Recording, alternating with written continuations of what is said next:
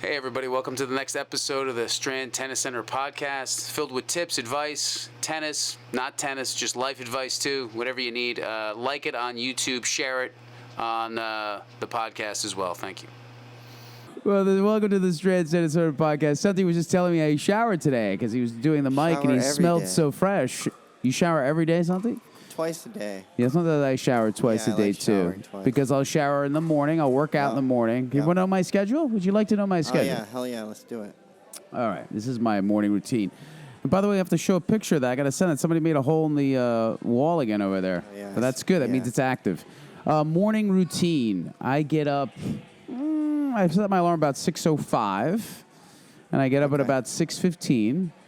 And then what I do is I work out for about an hour and 10 minutes. So the big key with your sleep process is wake up and get yourself exposed to the sun right away. So I would try to work out outside. So what I'll do is I'll jog outside under my deck. It's not a big thing. Just jog under the deck circle-wise for about 20, 25 minutes. It really helps your sleep clock because I don't know the specifics and the chemical properties, but if you work out towards the sun and towards outside right away, it will help you sleep better at night.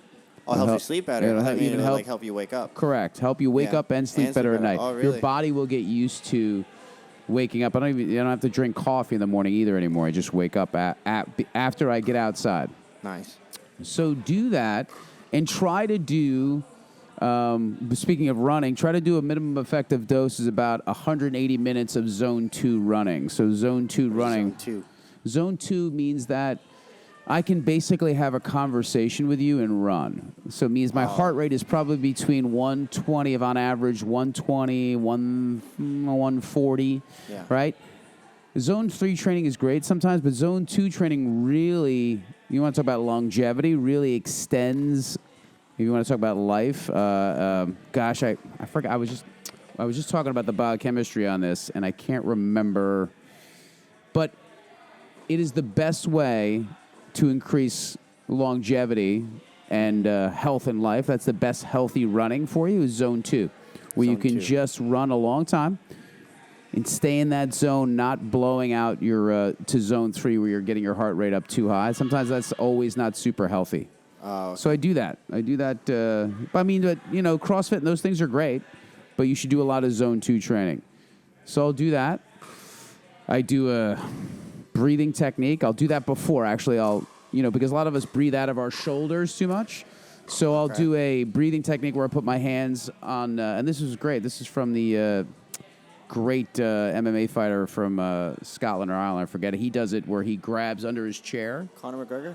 No, not Conor McGregor. It's somebody else, and I forget. Okay. He's from Ireland. No, he's from the Netherlands. Well, okay. It's Con. His name is Con something. I forget. Now I should know this. You put your arms under the chair like this, and you breathe. So you don't use your shoulders. You have to breathe from your diaphragm, which is the key. You need to breathe from your diaphragm because that's where you get the most oxygen, and that's where you can last a long time if you breathe through your diaphragm. You won't get tired. So I'll do a 4-7-8 breathing technique from Dr. Wild. I'll breathe that way. I kind of morph the two. But you breathe in for 4, you hold for 7, you release for 8. And I try to do that 3 or 4 times in the morning because, Dr. Wild, Dr. Andrew Wild, the guy's 80 years old, have been into health and wellness forever. That will really help, number one, relaxation. But if you breathe through your diaphragm, it will help your breathing processes. And you'll learn how to breathe through that diaphragm more. It's really healthy for you. And it also helps, as I'm breathing through my chest right there, it also, he said it helps people with hyperactive thyroids. It helps with so many conditions. If you can get used to doing it, do it in the morning and doing it at night. So I'll do that. Then I'll work out. Then I'll kind of combine it with a zone 3 training. I do kind of like a P90X workout where I'll do, Tony Horton was great for that. I'll do like a legs and back, or I'll do a workout where it pumps your heart rate a little bit, right? Yeah. And then after that, I take a cold shower, my friend, when I don't get to the plunge. Cold showers? Oh yeah, and I go to the plunge. I go to the plunge when I can because I don't have it at home. So I take a cold shower. Holy fuck. Every morning. And you can start it warm, but you end it cold. Oh. and it makes the shower quicker, and it wakes you up, my friend. This is like, I have all these things. This is like the Anthony Robbins thing. You change your state, physical state will change your mental state. You still, will wake you lather up. up and everything? Do I lather up? No, I'll shower a little bit first with not warm water, kind of lukewarm. Yeah. And then once I get to the point, I'll just put full blast cold after I've kind of cleaned myself. Yeah. And then I'll just go under there for a good, I don't know, 2 minutes. I try to. That's crazy. And then I'll plunge on the weekend, on the days that I have off, I'll plunge because I'll have time. Yeah. But I find that fantastic. I find myself going to work. You ever get up, go to work, and you're not awake yet, right? You're just kind of there, like and you got there. You can't do that. I got to be ready, hit the ground running, right? Yeah. So I do that every morning. Okay. I do that Monday through Thursday, then Friday and Saturday when I don't have to come in early, or I'm trying to take 2 days off and be a normal person, Santi. This is the first time I've ever taken 2 days off for 2 weeks in a row, like a regular weekend. Awesome. Haven't done that in 15 years, 16 years. Santi. So every time you say you work too hard, don't start. But like we always said, the boss is always supposed to work harder. You're not supposed to work as hard as me. That's stupid. If I ask for that, I'm an idiot. I just want you to do your job to the best you can, take pride in your work, and all that good stuff. So, yeah, I've been taking 2 days. When I take those 2 days, I'll go to a gym and I'll plunge and do the sauna. And then the sauna is great for you, too. If you, I think it was this Sweden study or the Switzerland study, 4 sessions at 20 minutes is great for your circulation, great for against strokes and blood clotting and all that stuff. It's great for your health. Do that, too. Do the sauna. So heat and cold. So I'll do the sauna Heat then. and cold. So I'll do the sauna for 15, 20 minutes, and I'll dive right into the plunge pool and sit in there and go under. Oh, really? Yeah, go under. I go under first. Then I'll sit there for 3 minutes up to my neck, and then I'll go under again. It's painful. Some people on YouTube, when I was watching like some surfers in Hawaii, they have like a fridge, and then they put water in it, and they then put themselves in the fridge, and then they like turn the freezer or fridge on, and then they just go in it. Yeah, you can do it sometimes easily. They'll add ice if they want to. People get a bucket, fill with water, throw the ice in it, and sit in it. Yeah, that's crazy. No, thank you. You got to get used to it, Santi. You got to do it like once. cold water. I'll try. I mean, I do but it. you're surfing. Even the one in. Why don't you just surf without the wetsuit on? I do that sometimes, but I don't know. No. Because then your limbs feel like crap, and you can't paddle as hard. Or I love the way it makes cold. me feel after. I don't think about paddling. But maybe I don't know about surfing. I'm being active. It's nice to get out of that plunge and just kind of be frozen a little bit. Yeah. And then you slowly kind of wake up. Then you feel juiced for a good, I don't know, good rest of the day. Nice. Maybe half a day. But I don't even know what we were going to talk about today. It's something we got into. We have a different change of scenery today. We got to change the scenery. Different angle going today. on. Give you the blueprint of the Strand. What was I going to talk about? I was just going to kind of talk about like what we're hearing over here is again pickleball. It's the 6 million people are playing it right now. It's the fastest growing sport in the country. Why do you think that is? Come on, Santi, before you change the camera. I think it is. It's I wouldn't say it's the easiest to learn, but it is easier to learn than a lot of sports. You're more active than. I'm not going to talk about bowling, but you're more active than bowling, stuff like that. People consider it a sport. You're running around, you're sprinting a little bit, you're moving a lot, honestly. When I use my Fitbit, it tells me I'm doing about like 75% of the calories. When you're out there? Yeah, compared to tennis. Okay. So I only lose about 25% of the calories. Yeah, but you're moving a lot. It's a lot of quick sprints, a lot of quick movement. You're using your whole body to move around. And you got to use your balance, too, and hand-eye coordination. So, and it's very social, too. That's why a lot of people like it. Yeah, I think we've discussed a little bit. There's a couple of companies out there, Chicken and Pickle, if you ever heard about it down south. They're killing it because it's social, right? You eat, you can drink, and you're playing pickle. Very popular, and I think that's what it is. It is. It's kind of like a Topgolf. And if you know Topgolf, basically, this Major League Pickleball League, they have a team, Topgolf. There's pickleball over there, everybody. There's a Major League Pickleball League coming out that, has been out. There's increasing teams, but Topgolf is basically the USTA of that. They're controlling that whole league. It's a big thing. It's going to be huge because that's the way it's going to be. I think Topgolf is probably, I'm not really privy to it, I'm sure they're going to create something like Chicken and Pickle, where you're going to go play pickle, you're going to eat, you're going to drink, it's going to keep score, it's going to be all of that stuff. Now, my issue with this is, we want to talk about business-wise, pickle's a great sport, barrier of entry is easy, it's fun for people to play, but we're getting to the point where the supply will be getting over the demand. Yeah. If I talk to pros or talk to head clubs, head country club pros that do certifications, they're doing so many certifications. At one point, there's going to be more teachers than pros than people to teach. Yeah. Everybody sees this as a way to make some money, to also play a sport they like. But what happens is now is where the rubber meets the road, where you're going to really have to be, and this is what is basically the topic of my thing, is about just being, we just want to help out there, but we'll get back to that. But you're really going to have to provide great value, because what's going on now is the supply. They're building pickleball courts like crazy. Yeah. There's going to be so much supply that there's going to be less players now. It's going to be, that number from 6 million really is going to have to go to 14 or 15 million for it to really be a viable business where everyone can survive. People are going to start being like, oh, I can build a pickleball court and be packed. It won't be. And they're going to be like, oh, my God, I got to think of good ideas right now. Right now, it's land grabbing. It's like anything else. It's like when they talk about social media, when a new product comes out and you hit it hard and you get a lot of followers out of it because it's new, because there's less people posting than consuming. More people are consuming. Just like this right now. There's so many people consuming and less people have the ability to service that consumption. So I would consider pickleball, building a court, is like somebody posting on social media in a new product, right? So you have this pickleball court and you have a ton of people that want to look, listen, and play, just like on social media and listen to the video.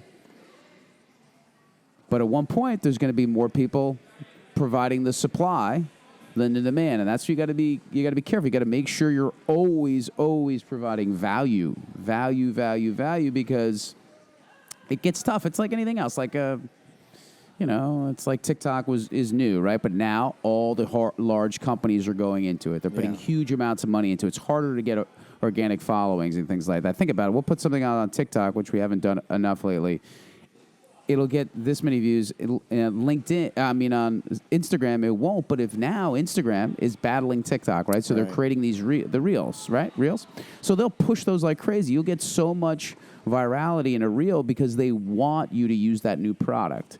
So we're going into marketing now. If you ever, hey, there's a ball. If you ever are into social media, find the new product that they're using and use it a lot, because they're going to push that a lot for you, and they're going to push it out to you. So that basically goes to my topic of discussion today is help. Like, we just want to, like, whatever it is, because somebody wrote a comment, is like, oh, you're helping, and that's what you want to do. That's all we want to do.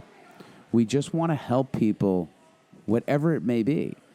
Help them get better at pickleball. Help them get better at tennis. Help them get happier in life so they can, enjoy themselves.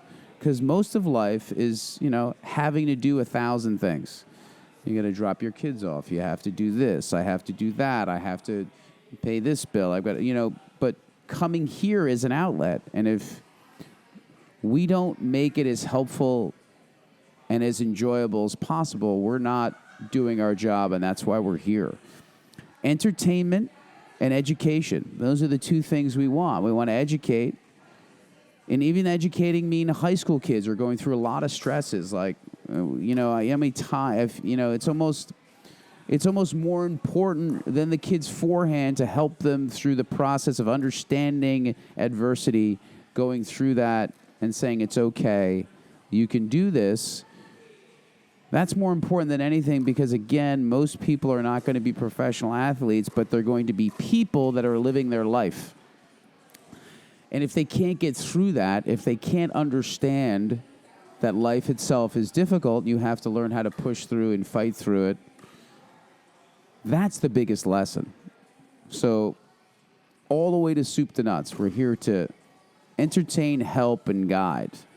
And if we can do a little bit of that, and I hope a lot, I mean, that's really the essence of what you're transmitting to somebody, especially in a service business, especially in a recreational business. Mm-hmm.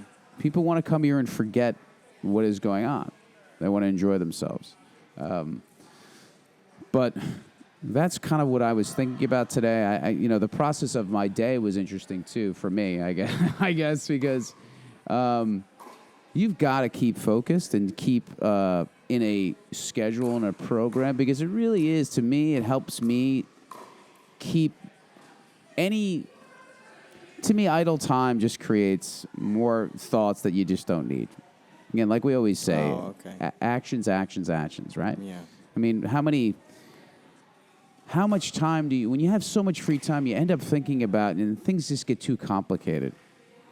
Actions really create answers. That's what we said. I mean, how's your schedule lately? How's your day to day? Do you are you getting up and just showering and going to work, or do you have a little bit of a process? It depends on the day. Usually Fridays I go surfing in the morning, That's and then nice. I come to work. But every other time, I just wake up, shower. Do you eat any breakfast? I don't eat breakfast. I actually don't eat the whole day, honestly. I kind of fast and work a little bit, but I'll have a snack here and there. But if I eat too much food, okay, so here's the thing. I don't want to eat too many things and have my breath smell because I'm talking to people and then I have to brush my teeth. Yeah, that was when I had the restaurant too. I was I don't want to eat too much because I'm literally standing next to them talking How to them. about gum and mints? Nah, that's not the same. You don't want to brush your teeth. It feels better. And then, you eat something sugary. Anyway, so I won't eat, but I'll definitely I'll have a banana or something like that. Well, this yogurt. Intermittent fasting is a huge deal, and I don't know if I said this on camera or off to Chris. But I'm not trying to lose weight. No, but what it is that it's longevity, right? Intermittent fast is supposed to help. But I was reading about this intermittent fasting, and I'm like, just be a tennis pro. You never eat. You come in, if you work 7 straight hours. I think we talked about this already. There's no time. You're fasting for if you. So last night, say I ate at 6, right? Let's say I ate at 6. Yeah. And then I didn't eat this morning, and I went on the course. It's already 16 hours of fasting. Yeah. Think about it. You want to intermittent fast, don't eat at 6 p.m., eat at 6 p.m., and then sleep all day. I mean, say, you know what I mean? Yeah, get up at 6, say it's 12 hours not eating, and then don't eat in the morning, and then eat at lunch. That's 16 hours. That's not a bad fast. Yeah. So banana... Okay. Banana, yogurt. I have a lot of yogurt lately. Whatever's easy, quick, but healthy. Yeah. Not I had chips the other day, but that's not the same thing. You find yourself, sometimes you just don't have time. Yeah. So with this kind of job, you don't have time, and you're just going to eat or I like take anything. Bars. Cliff bars are really good. The bars, right? I'm a bar guy. Bar, yeah. It's quick. Just get a case of bars. Yeah. Mm-hmm. Yeah. But. So how do you think? In regards to people, do you when you're teaching right now and you're working, do you